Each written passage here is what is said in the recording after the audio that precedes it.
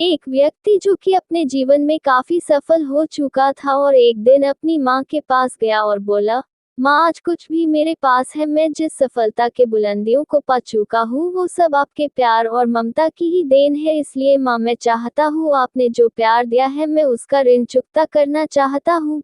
ये सुनकर माँ आश्चर्यचकित हो गई और बोली, नहीं बेटा, मुझे अपनी ममता और प्यार के बदले कुछ भी नहीं चाहिए।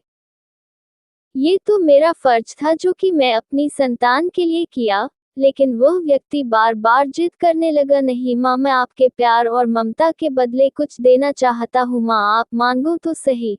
तो बार बार जिद करने के बाद माँ बोली, ठीक है, क्या तुम मेरे साथ जैसे बचपन में सोते थे वैसे सो सकते हो क्या? ये बात सुनकर वह व्यक्ति बोला, बस इतनी सी बात है तो जरूर मैं अपनी माँ के पास आज रात सोऊंगा।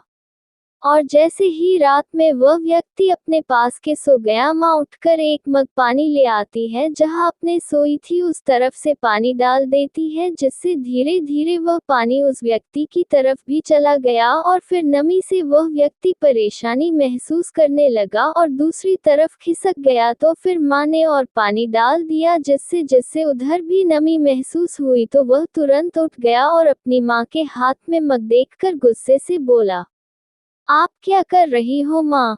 मुझे सोने क्यों नहीं देती हो? आप मुझे गीली बिस्तर पर भला कैसे सुला सकती हो?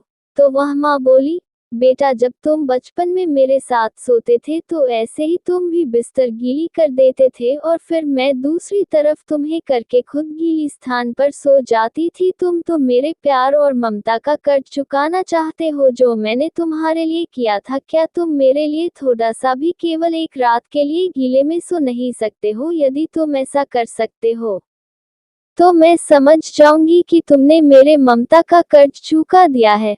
माँ की बातें सुनकर अब उस व्यक्ति की आंखें खुल गई थी। उसे अब समझ आ चुका था कि जो माँ अपने न जाने कितने रातों को मेरे खुशी के लिए ऐसे ही गुजार दी है, भला उस माँ का कर्ज कैसे चुकता किया जा सकता है। अब वह किए पर शर्मिंदा था।